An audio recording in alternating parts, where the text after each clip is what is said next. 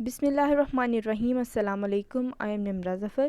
This is the video by Legal Concepts, CSS, PMS and Law. Before starting our today's lecture, please subscribe the channel and press the bell icon so that you may get notification of the new videos timely. So let's move towards our today's lecture. Our today's lecture is about public and private nuisance.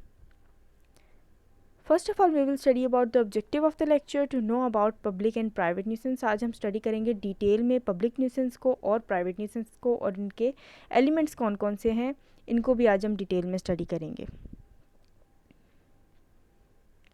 सबसे पहले public nuisance क्या होता है? A public nuisance is an unreasonable, unwarranted and unlawful interference with the right common to a general public। इसमें वो ये बात बता रहे हैं कि पब्लिक न्यूसेंस वो होती है जब आपके किसी अनलॉफुल, अनवारंटेड या अनरीज़नेबल काम की वजह से जनरल पब्लिक जो है उनके राइट्स की इन्फ्रिंजमेंट हो रही है या वो अनॉय हो रहे हैं आपके उस काम करने की वजह से या उनको कोई तंगी पेश आ रही है। Simply speaking, a public nuisance is an act affecting the public at large, कि आपका वो अनलॉफुल काम जिससे पूरी पब्लिक, सोसाइटी या सोसाइटी का कोई एक हिस्सा annoy हो रहा होता है और some considerable portion of it, and it must interfere with the rights which members of the community might otherwise enjoy।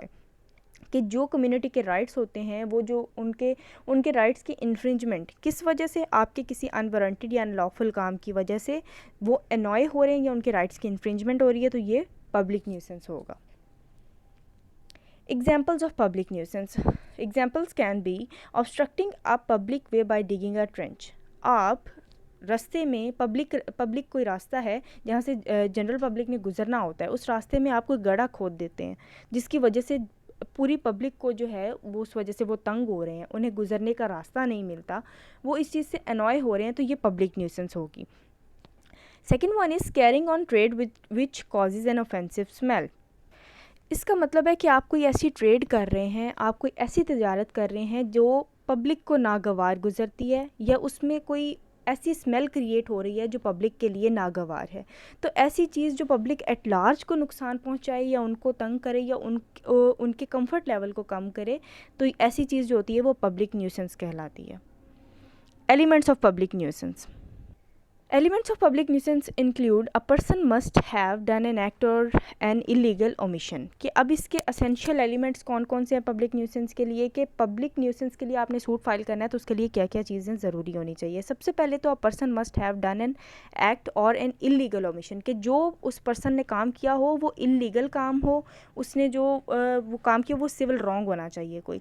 Second one is such an act or omission must cause any common injury, danger or annoyance to the public or the people in general, कि वो जो काम उसने किया है unlawful काम, उसकी वजह से पब्लिकली जो है वो लोग जो है इंजर होते हैं या कोई डेंजर होता है या किसी किस्म की कोई अनॉयंस होती है। हु डिवेल और occupy the property in the vicinity. Next is private nuisance. क्या होता है? अ nuisance interferes with the right of the specific person or entity, it is considered as private nuisance. Public nuisance में हमने पढ़ा था कि जनरल एट लार्ज इफ़ेक्ट होती है, लेकिन प्राइवेट न्यूसेंस में क्या होता है, कोई इंडिविजुअल, कोई पर्टिकुलर पर्सन जो है उसके जो कंफर्ट लेवल है उसमें कमी आ रही है या वो अनॉय हो रहा है या वो किसी किस्म के काम की वजह से, अनलॉफुल काम की वजह से तंग हो रहा है, तो ये प्राइवेट न्यूसेंस होता है। Unlike public nuisance, a private nuisance is an act affecting some particular individual or individuals as distinguished from the public at large। कि उसमें public at large इफेक्ट हो रही थी, इसमें एक particular person जो है वो इफेक्ट हो रहा है। The remedy is an action for the private nuisance is a civil action for the damages or an injunction or both and not an indictment।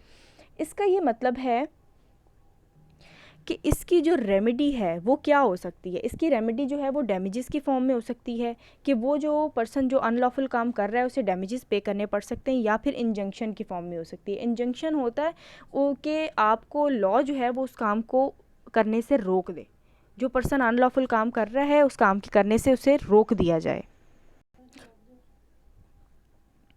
Next one is elements of private nuisance. Property owners have a right to the enjoyment and use of their land. कि एक जो property का owner है वो lawfully अपनी property को enjoy कर रहा है, उसमें रह रहा है। Another party interferes with that right, और कोई दूसरी पार्टी आती है और उसके राइट में इंटरफेयर करती है, उसकी राइट्स की इन्फ्रिंजमेंट करती है।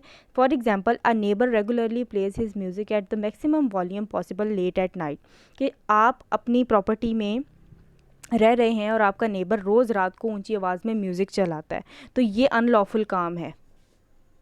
अनलॉफुल काम ऐसे है कि आप अपनी प्रॉपर्टी में रह रहे हैं और कोई सेकंड पर्सन होता है, उसकी वजह से आपके आराम में खलल पैदा हो रहा है, तो ये प्राइवेट न्यूसेंस होगा।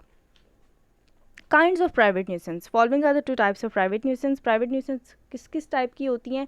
Damage to property and physical discomfort, कि इसमें आपकी प्रॉपर्टी डैमेज भी हो सकता है और फिजिकल डिस्कम्फर्ट भी हो सकता है। Damage to property. In case of damage to property, any sensible injury will be sufficient to support an action. Nuisance of this class may arise from manufacturing works, chains, etc. For example, smoke, fumes, gas, noise, water, filth, trees or animals. ऐसा कोई काम जिससे आपकी property को कोई नुकसान हो रहा है, तो वो सूट फाइल करने के लिए इतनी बात ही काफ़ी होती है। वो प्रॉपर्टी को नुकसान जैसे मर्जी हो रहा है, बेशक उसमें स्मोक की वजह से, या आपकी घर के करीब कोई फैक्ट्री है जिसके अंदर से जो स्मोक निकल रहा है वो आपकी प्रॉपर्टी को इफ़ेक्ट कर रहा है, उसमें से जो धुआं निकल रहा है या उसमें से जो डस्ट निकल रही है उससे आपकी प्रॉपर्टी गंदी हो रही है, या आपके घर में उसकी वजह से कोई डस्ट पार्टिकल्स वगैरह आते हैं, तो ये आपकी प्रॉपर्टी को डैमेज हो रहा है, तो इसके लिए आप सूट फाइल कर सकते हैं। Second is physical discomfort. In the case of physical discomfort, the act complained of must be in excess of the natural ordinary course of enjoyment of the property, materially interfering with the ordinary comforts of the human existence. For example, carrying any trade causing nuisance, obstruction of light, etc. ऐसा कोई भी अमल, ऐसा कोई भी काम जिससे आपको physically discomfort हो रहा है, आपको परेशानी का सामना करना पड़ रहा है, तो ऐसी क्या होती है? ये होती है फिज़िकल डिस्कम्फर्ट की nuisance.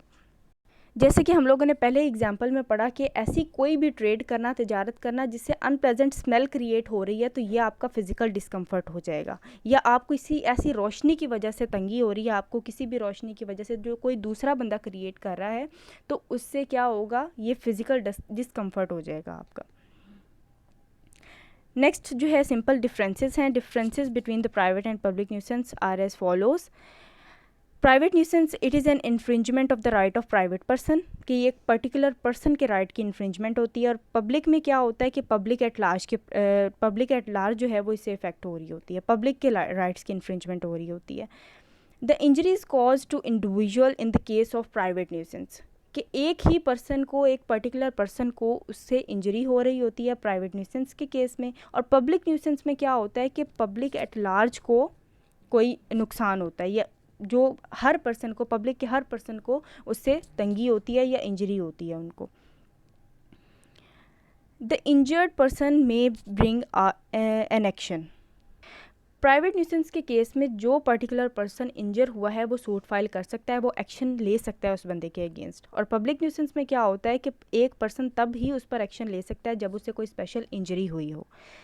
Next is here plaintiff must prove interference with his enjoyment of land in the case of private nuisance। कि प्राइवेट न्यूसेंस के केस में क्या होता है? प्लेंटिफ जो कि सूट फाइल करता है उसको हर सूरत अपनी लैंड में इंजॉयमेंट में कोई खलल पैदा होने का उसको मस्ट प्रूव करना पड़ेगा ये बात कि जो सेकंड पर्सन है, जो डिफेंडेंट है, उसने मेरी लैंड में इंटरफेरेंस की है या उसने मुझे किसी किस्म की कोई अनॉयंस जो हुई है, मुझे हुई है उसकी वजह से। ठीक है, ये बात उसको कोर्ट में प्रूव करनी पड़ेगी। और पब्लिक न्यूसेंस के केस में क्या होता है? इट इज़ एक्शनेबल पर्सी।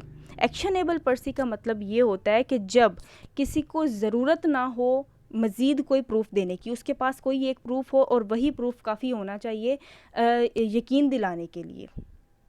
उसके पास जो एक प्रूफ होगा वही उसके लिए काफ़ी होगा, मज़ीद उससे कोई प्रूफ नहीं देना पड़ेगा। ये होता है actionable pursed. This was all about our today's lecture. Thanks for watching the video, and if you like the video then don't forget to like, share and comment. Thank you so much.